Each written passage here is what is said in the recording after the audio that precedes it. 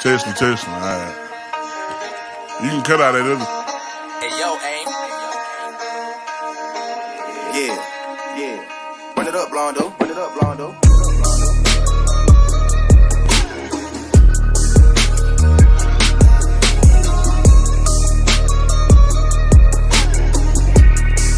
Hey, see y'all from Texas, where we sit riding swangers and put diamonds in our neck.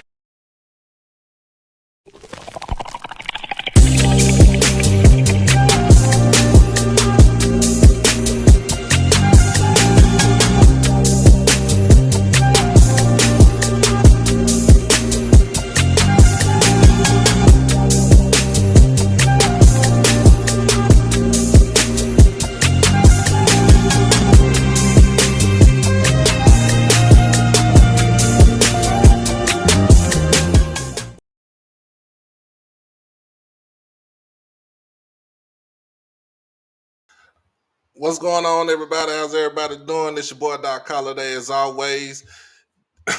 Welcome to HBCU Tonight, powered by HBCU Overdrive. Make sure that you like the stream, comment, share. Most of all, subscribe to that channel. Hit that notification bell to get everything HBCU Overdrive. So we got a good one. I did say yesterday was going to be my last show, but today it is the last show for the year. It will be the last show before New Year's, so I will do a New Year's show to bring in the New Year for everybody. And also, this would actually be our last episode for season 3 of HBCU Tonight. But other than that, man, we got some good people up in here. We got Miss Amber, Sonic Boom, Miss Quay, as always. What's going on, everybody? How's everybody doing this afternoon? I appreciate everybody for joining us this afternoon. But before we go ahead and get into it, I'm about to say, trying to figure something out, trying to figure some other stuff out that's going on. It'll come back to me later. But other than that, man, I'm about to bring the man of the hour up here. As y'all know, I call him a SWAC Menace. Everybody call him E6. But his mama name is Esaias. We gonna call him Esaias. What's going on, man? What's up? How y'all doing? See, this how you get the presidential treatment right there. What's going on? How you feeling? How you living? I feel good, man. Just been taking some time out to, just be to myself, kind of rest, kind of cleaning up my house a little bit, cleaning up my closets, doing some stuff I haven't been able to do, being that I was just so locked in on the season. So it feels good to just hang around the crib and just enjoy it, some time with myself. All right. It's been 5 days. Yeah. You still got that championship taste in your mouth, man? Like, is it still glowing on you, bro? Yeah, of course. It's gonna be around for a while. We worked hard for it, so I hope it can stay as long as possible. Oh yeah, and I know, man. I think you, as far as guests, you the number one guest I done had on it. This is what, the close to the fifth time been on here with us. Yeah. Oh yeah. And I watched last night's show with you was on there with Ken. I know it was late. I ain't try to stay up too late last night. I was still at work, but we kind of went into the background of what happened with you at Dale State, why you went into the portal at first, and then why you had to jump back out, and then what the reason why they told you you couldn't play football for the year. But kind of expound on that for those that didn't get to watch it on Ken's Live last night. It kind of explained to the situation, what happened at Dale State that brought you to Jackson State, and give us a situation, give us the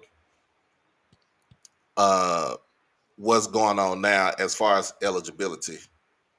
Yeah. So I had a situation in 2022. Going into the season, just coming off my All American season, my All American freshman season. So going into my sophomore season, had a little situation with the head coach. Long story short, my son's birthday is August 17th, right in the middle of training camp. So I had let two of my coaches know that I would be missing something throughout the day in order to go home real quick to be there for my son's first birthday. While I was there, my head coach reached out to me and said something along the lines of kind of like, "Where are you at?" I guess the communication was missed between him and the other coaches. But he said Mm, something like, "Where are you at? You need to get your priorities straight. You've been missing stuff. You're doing this. Your son won't know if you're there or not. He's too young to know if you were ever there." Something along those lines. So that kind of me and him had a little back and forth about that. Kind of took a toll on our relationship personally, and like a coach player relationship as well. But I got back down to Delaware State the next day, did my punishment or whatever they wanted me to do.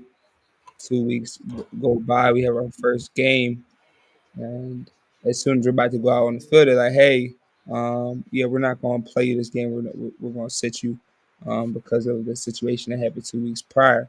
Which kind of threw me off because I mean we just went 2 weeks and nothing happened. Nobody brought it up, nothing.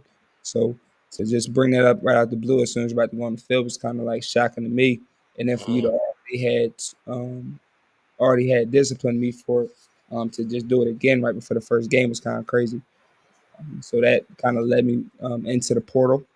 I kind of entered the portal that Monday or Tuesday, which was September 5th or September 6th. And then I'm in the portal for a couple of days, getting offers, talking to different schools. They're like, "Yeah, we want you to, apply to the school so we can hurry up and kind of get you down here and see if we can get you enrolled and have you playing." So stuff was really kind of moving fast for me.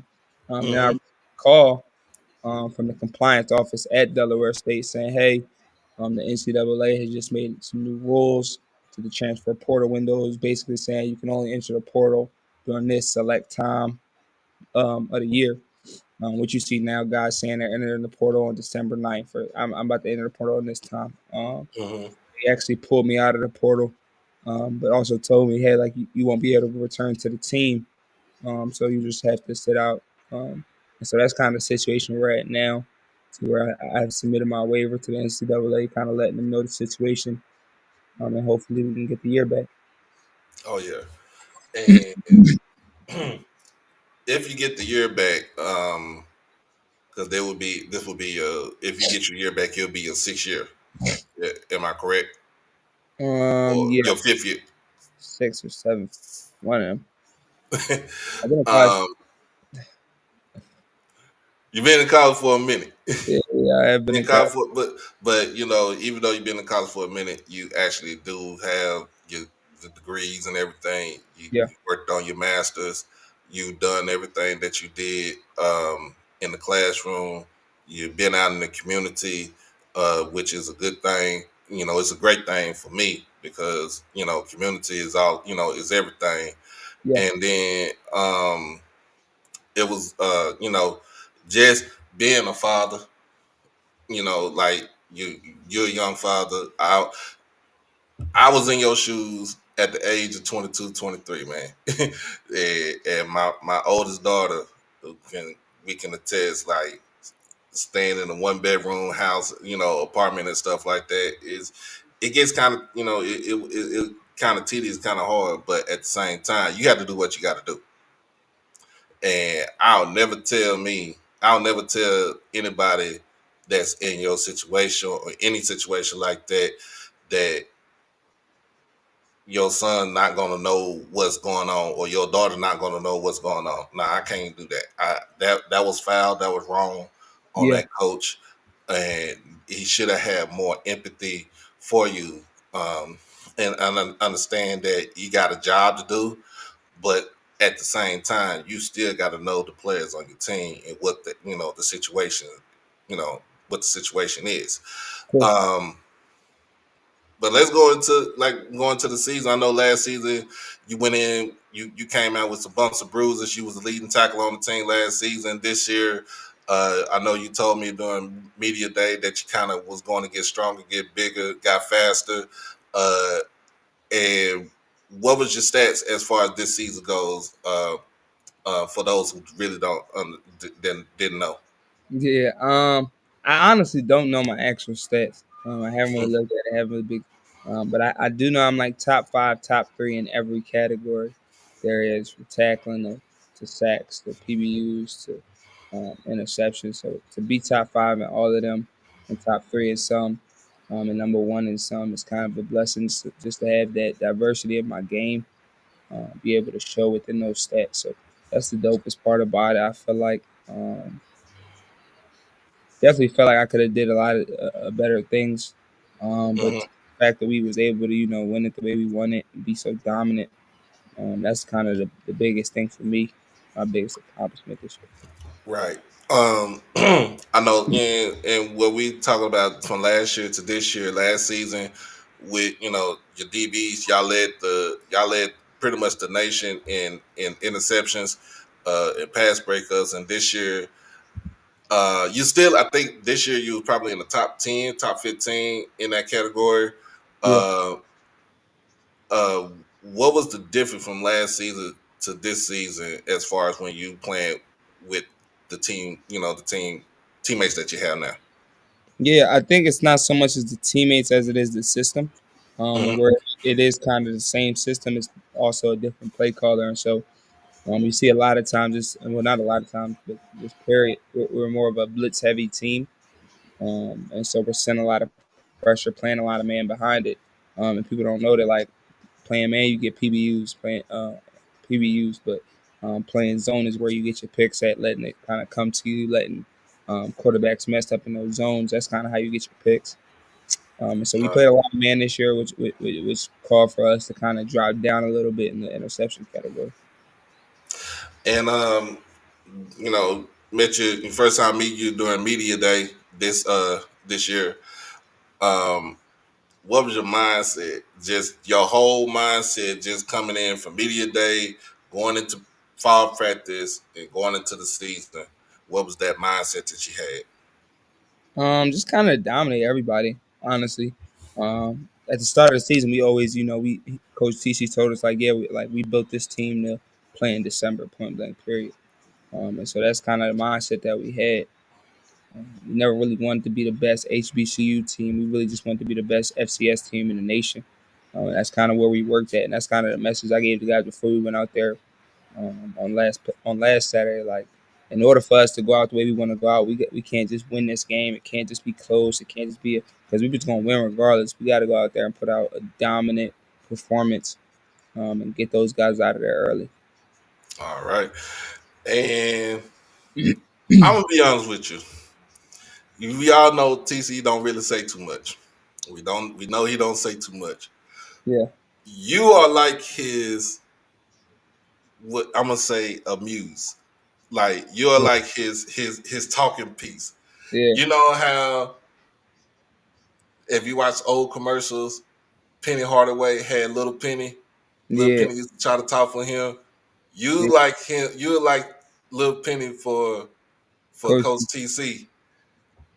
Cause tell me what Coach what does TC tell you like every day when you walk into the building? Um, no, I mean nothing. Just to be myself, really. Never stop being myself. But a lot of people don't like. I'm not really like that. Like on my day to day. Like I don't really act like that on my day to day. That's not really who I am. It's kind of just my competitive nature when I get out there. On a game day, and that's kind of just when it comes out. But like day to day stuff, that's not really like I don't really be doing all that. I'm a chill guy. Kind of stay to myself. Kind of just um, make my way through the day. So yeah. And we got a question from Mr. Quay. This is the main moderator for the show.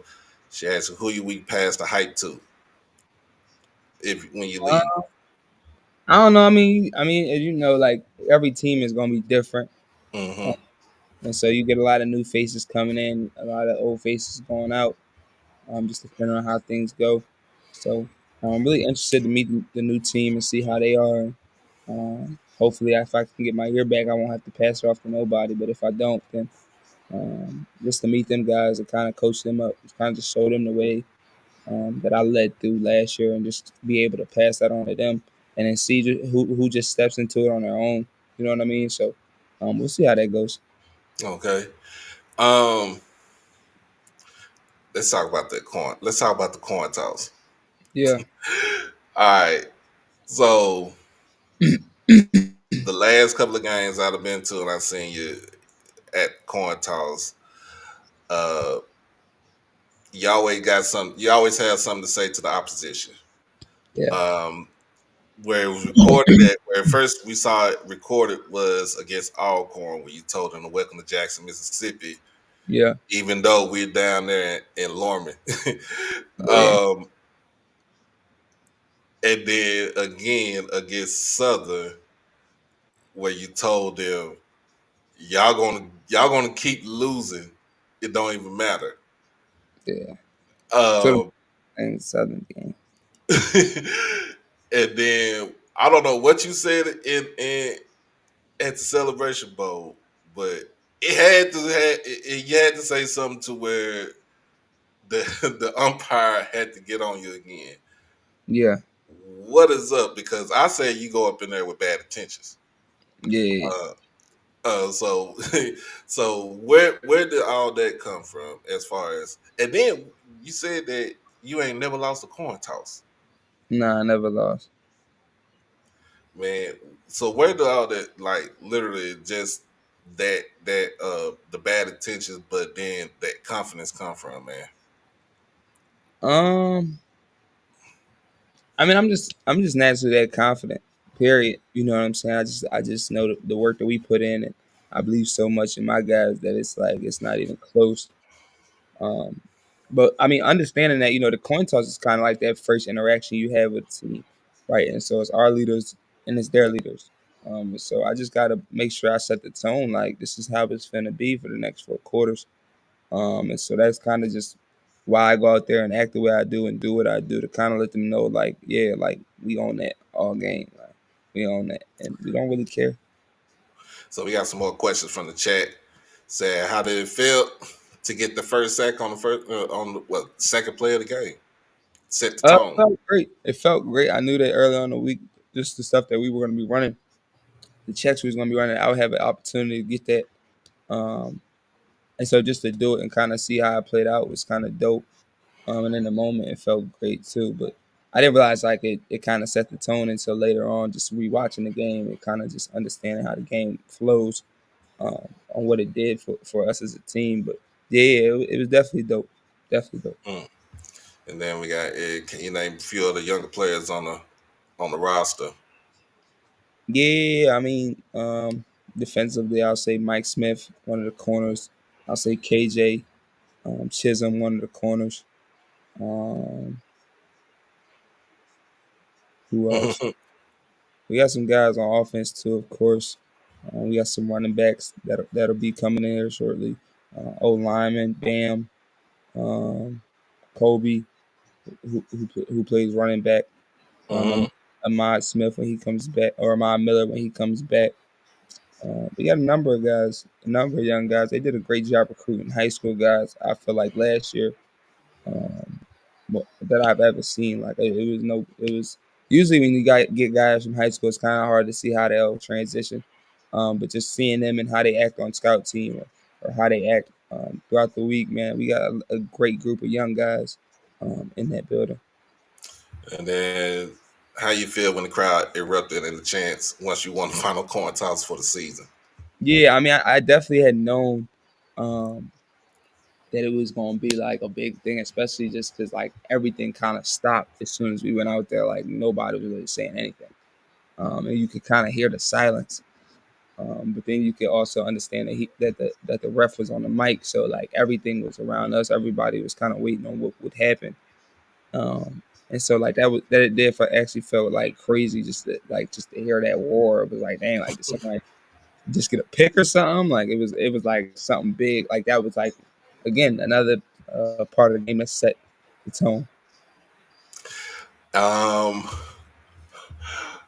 let's get this question, man. What was your feeling? What was your emotion when you seen Travis take the punt back to the house, crib it to Yeah, the house? yeah. I mean, that was super dope. So I'm sitting down at that point. And again, I just hear like the roar, and so I kind of look up, at the big round thing, and I'm kind of seeing it. I'm like, dang, yeah, nah, this is gonna be a quick one. This, so He said, once that "Yeah, happened, we, yeah, but then they called it back. I'm like, all right, maybe. yeah, I'm like, all right, I might have saved them. Oh, excuse me. I'm like, all right, like that might have saved them. So I'm like, all right, let's see how it goes. But then again, we just kept going. man, like I said, I was here at the house, try to get there, to get their health, but I was like, when they took it to the when he took it to the house, but even though they called it back, he took it to the house. I said, oh, this is gonna be easy. Yeah, I had, I watch football all the time. I went and rewatched the game three yeah, times since then. I was like, man, this looks so easy.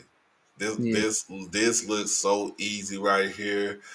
Um, and then just sitting from home and watching it from home, it was more of a pro South Carolina State, you know, almost like a production.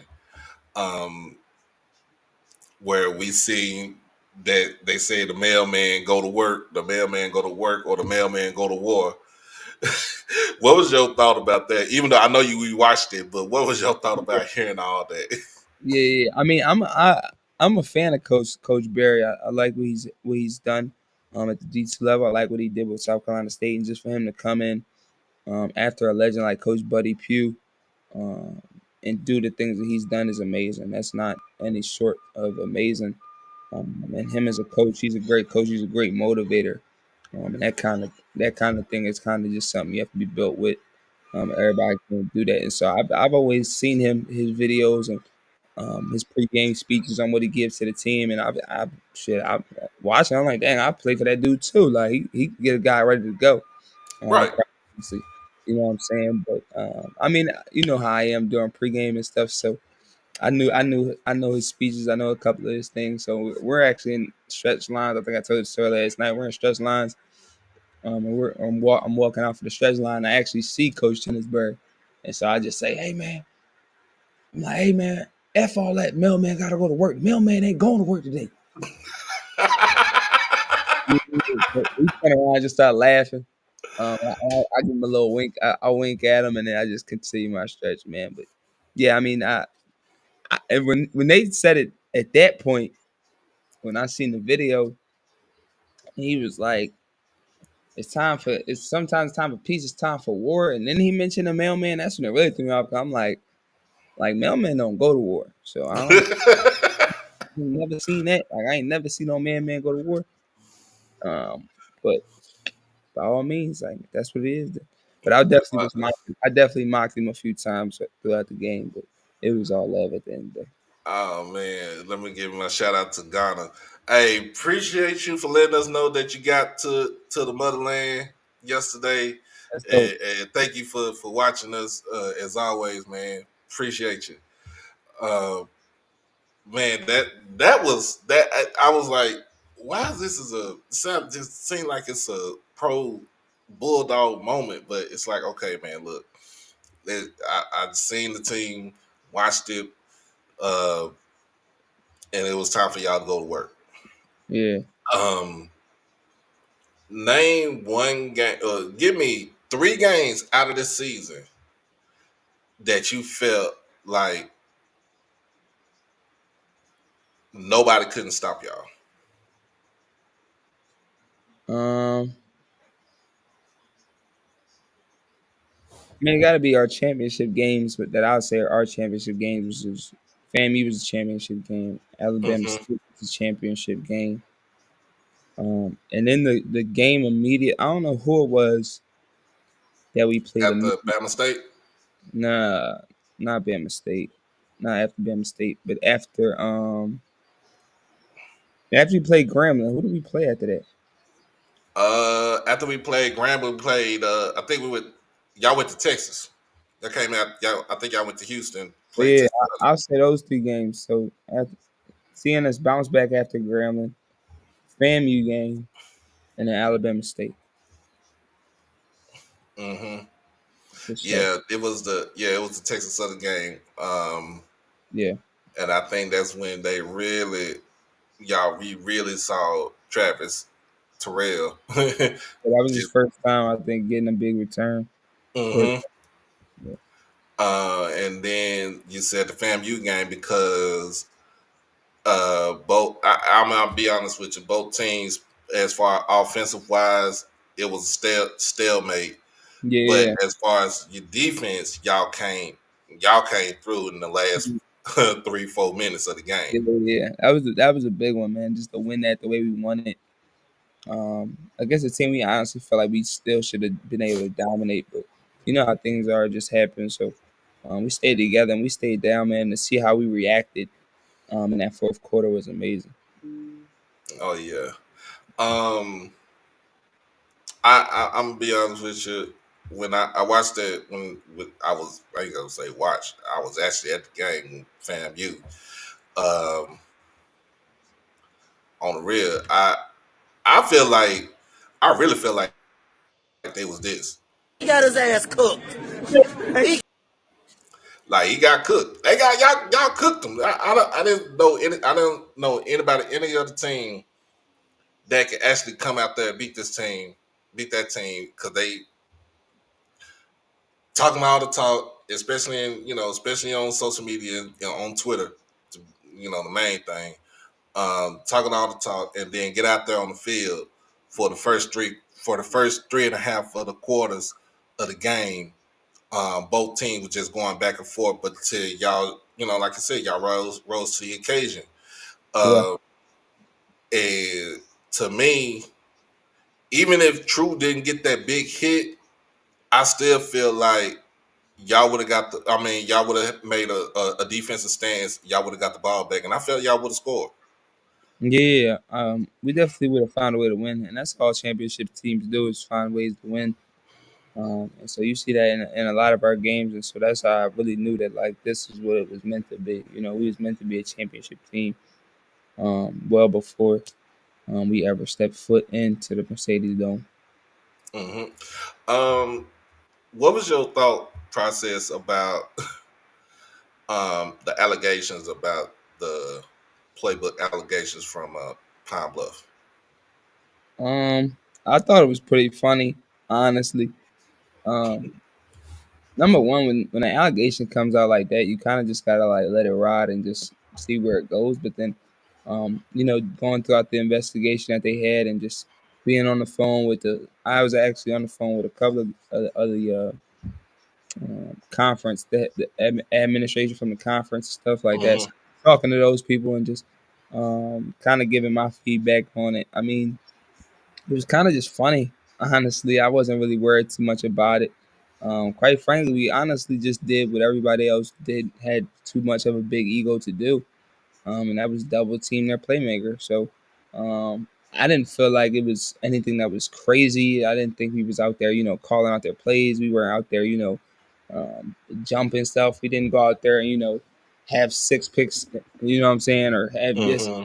have a jump on them. We kind of just did what everybody else didn't do, and that's at the end of the day, they had one playmaker, and we double teamed them. So, but yeah, congratulations to him too. I just actually just saw that he committed to Oklahoma. So Yeah. like that. Even though y'all put the clamps on him, was Yeah, I think that game he only had 6 catches, 45 yards, and yeah, was held out of the end zone. Because I'm looking at the game, I'm like, all you gotta do just like you can send the safety. I mean, if you're gonna play your deep, send the safety over top.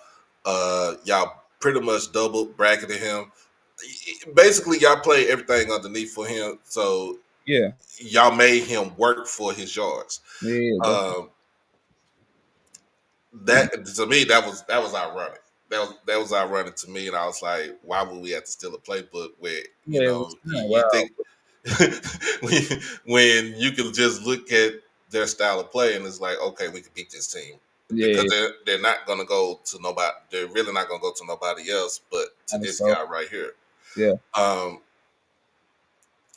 Going into the Alabama State game, yeah. um, what was your thought process about that, and knowing that it was going to be a dogfight? Um, I mean, yeah, I mean, you always kind of have to prepare a little differently. We definitely knew that that quarterback situation was the best. And so we kind of just felt like it was definitely going to be another game where defense was going to have to step up and put some points on the board, hopefully, and get some takeaways on their side of the field and kind of make it hard for them. Definitely definitely during the game, things got a little chippy to start off. He had to make some adjustments to what they were doing in the run game, but other than that, like it was a pretty solid game, and the environment itself was amazing. I think that was one of the better environments of the season. Honestly, I think that was one of the best environments that we played in this season, as far as um, our sideline and our fans being involved throughout the whole 4 quarters, and just the response that was given. Man, it was pretty dope. Okay, I guess we got some word on some new recruits that just got committed. Um, Also, my last we'll get off the the game. Um, you said last night going into the Grambling game, um, it humbled y'all because you you was right here, but I think coach want to keep y'all on level. What about that game where you felt like y'all needed to be humbled in a sense? Just understanding that we could literally be the better team and still lose off of our own mistakes. If you go back to that game and just look at the stats wise, I mean, we beat them in every stat by a crazy margin, except for turnovers. And so every time we turned over the ball, they definitely took advantage of it and scored points off of it. Um, and so that was the crazy part where the game did end. I think it was 41-20 or 20. something. Mm-hmm.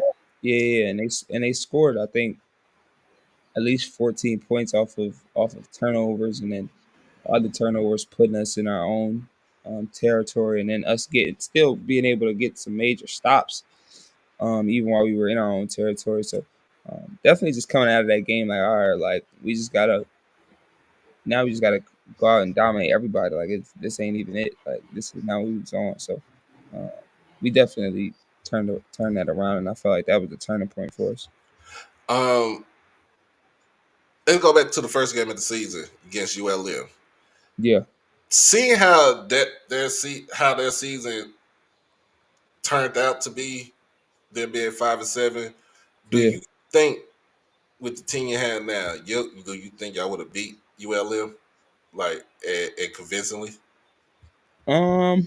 I'm not gonna say that. I think our team actually changed dramatically.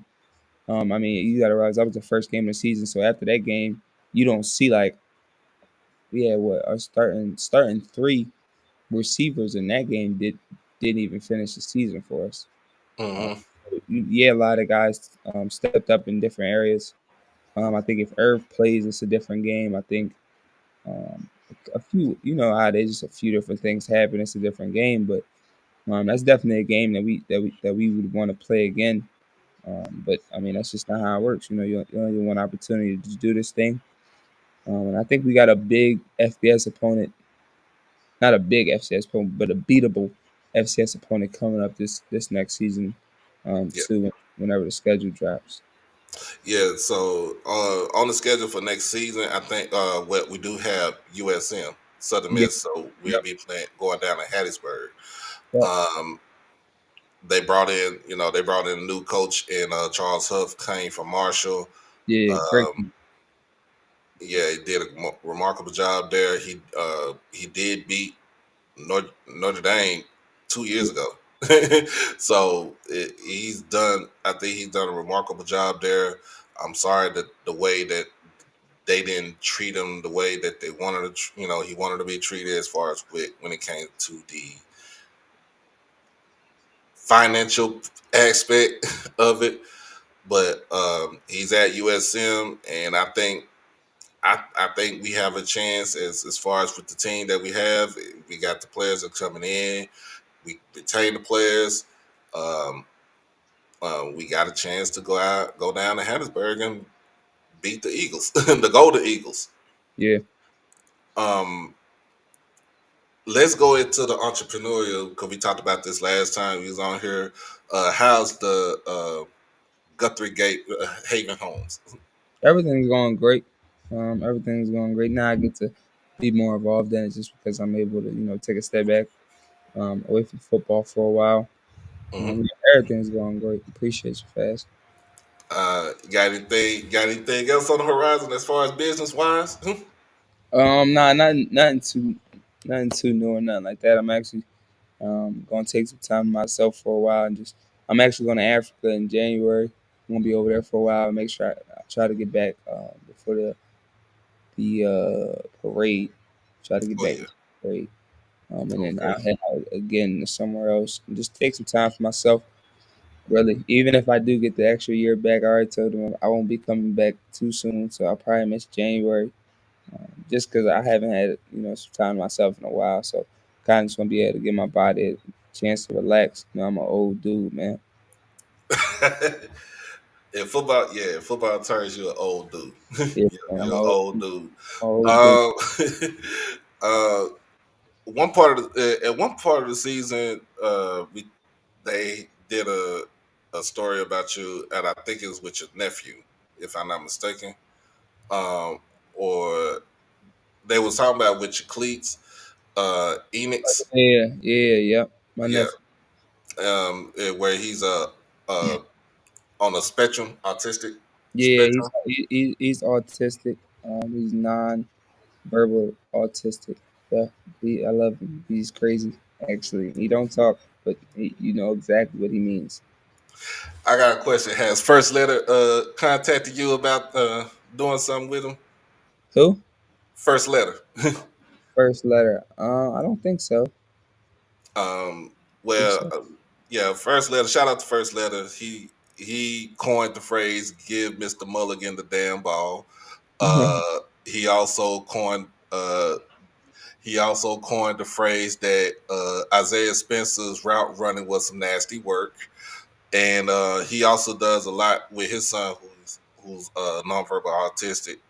So basically, kind of put it in perspective, as far as doing something with him, as far when it comes to battling autism. Yeah, that's dope. I didn't know that. Hmm. Um, gotta say the parade. Are you ready Yeah, for it, man?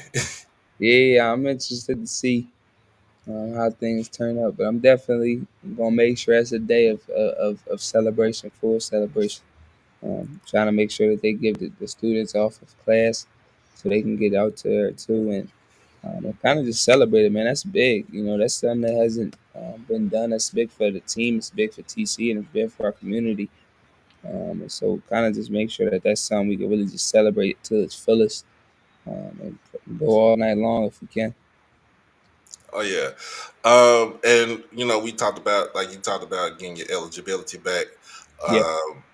Um, it was a court that made a ruling, and it was pretty much for the person who was fighting for this was Yeah. Diego Pavia. Yeah. Yep. Diego.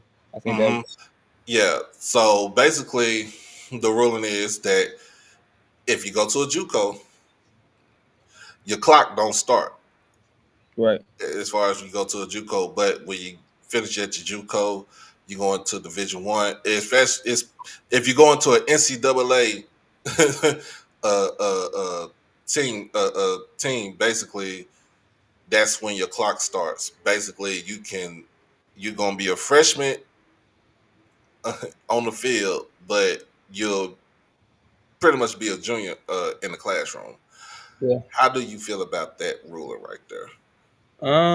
I think it's going to change a lot of things. I think it's a ruling that kind of changes the scope and direction of college football as we know it. Just Mhm. like the NIL stuff, of course. Starting to see a lot of things changing with that, but yeah, I mean it's different. It's gonna be a different game we're playing in a few years here. So hopefully they can kind of get a grasp of what's going on and kind of put some barriers around it, and kind of implement it so it works for everybody. But yeah, it's definitely gonna be a different playing field for sure. And to us, the one that's really is going to be impacted the most is going to be the high school juniors and the seniors, Yeah, because now I always say this: it don't matter if you want to go play, if you want to get you a good education, it may be a free education, and still play the game that you love. Sometimes you just have to put your egos to the side. As like, if you gotta go Division 2, go Division 2. You go Division 2. If you gotta go to FCS, go to FCS. If you have to go to the JUCO route to develop, go to the go to JUCO. But sometimes you just have to put that pride to the side. Be like, look, I just want to play football, and I want to go to class, and I want to get my degree, yeah, and do what I have to do.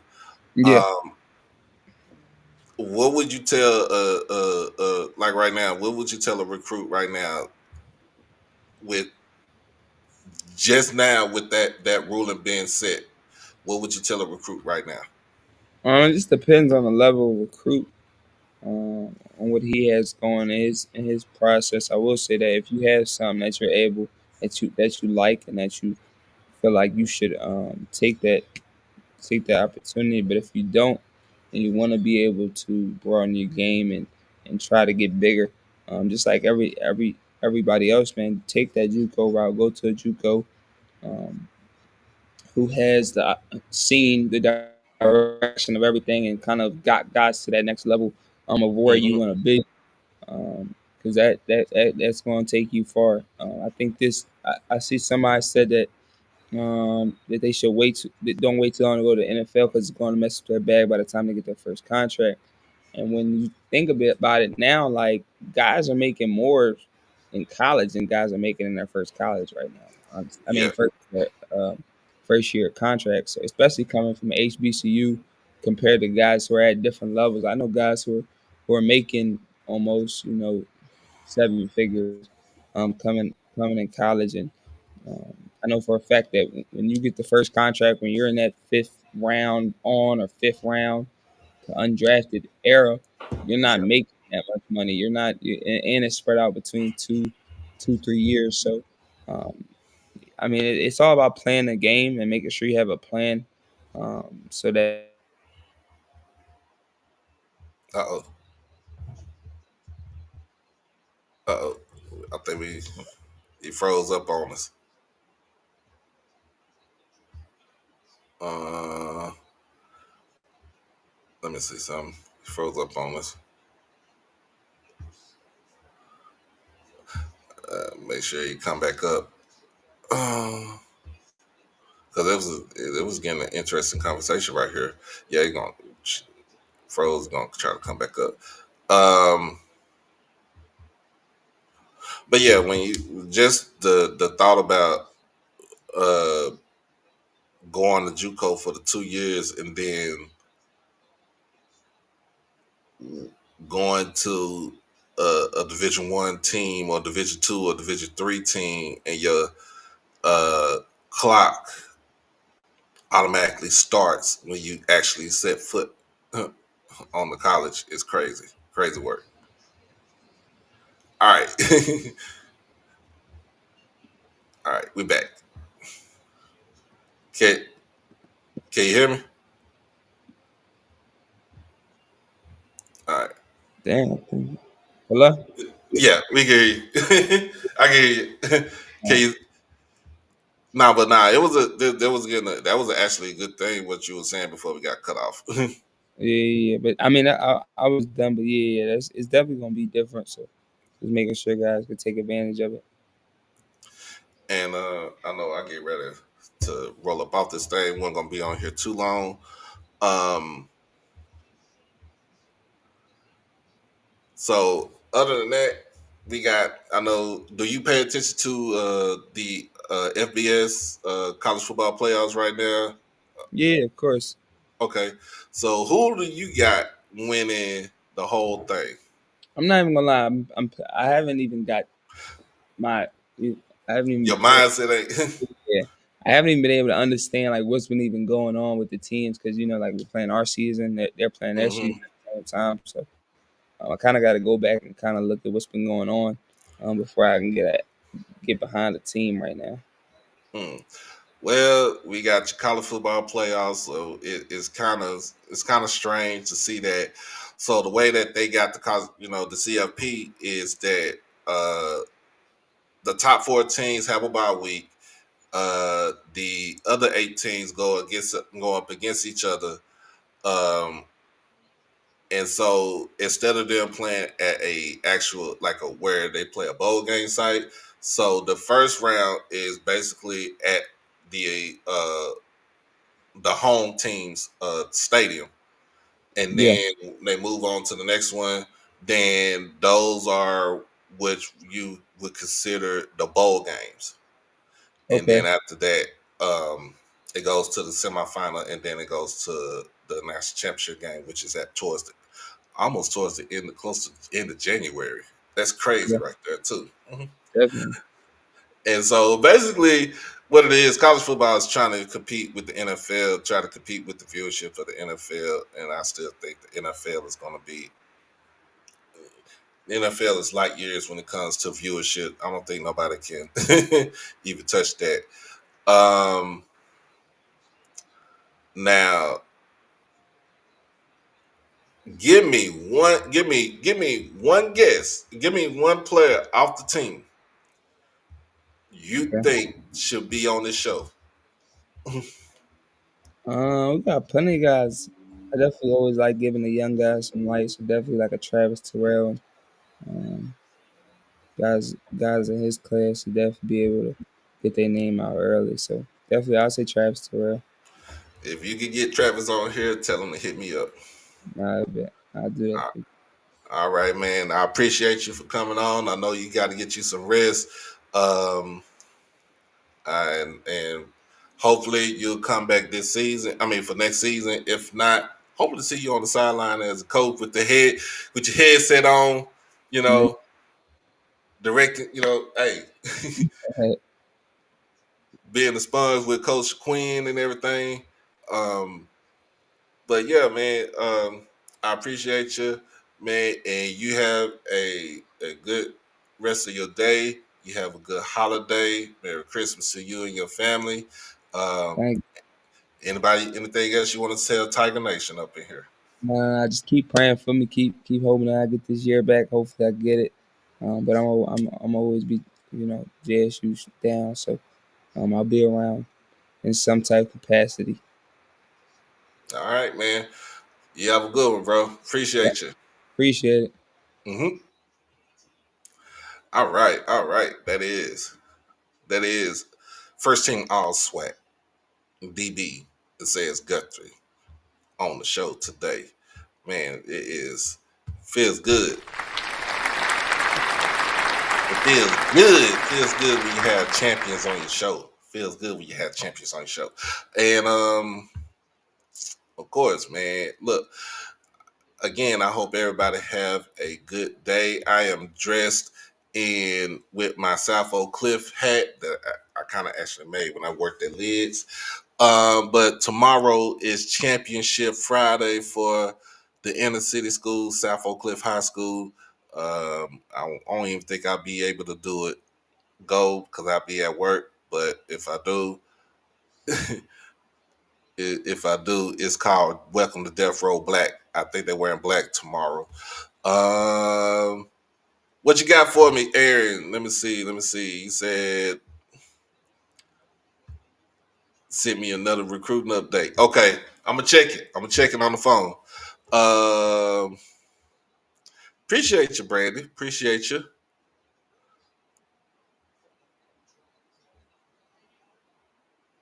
Yes, sir. Yes, sir. Yes, sir. Yes, sir. And priority straight, and still a young man. Still a young man. Yeah, bro. It's hey, it is championship week here in Texas. So I'm watching Class 2A. I think this is Division 1 or Division 2. I think it's Division 1. Class 2A, Division 1 or 2. It doesn't matter. It's still Class 2A. State championship game right now. So, hey, it is what it is. Hey, and I'm trying to get Travis on here. We're gonna try to get Travis on here. We got it. We got to get Travis on here. No ifs, ands, or buts. We're gonna get Travis on here. Um, but we're gonna look at that. We're gonna look at some recruits. Uh, again, this is the last show before the New Year's Eve show. And we're gonna, if you're not gonna be going out, appreciate you, Blue. Hey, Blue, I meant to tell you, I got to text you. I didn't get the credential for the FCS championship game. If you got it, let me know. I shoot you my phone number on DM.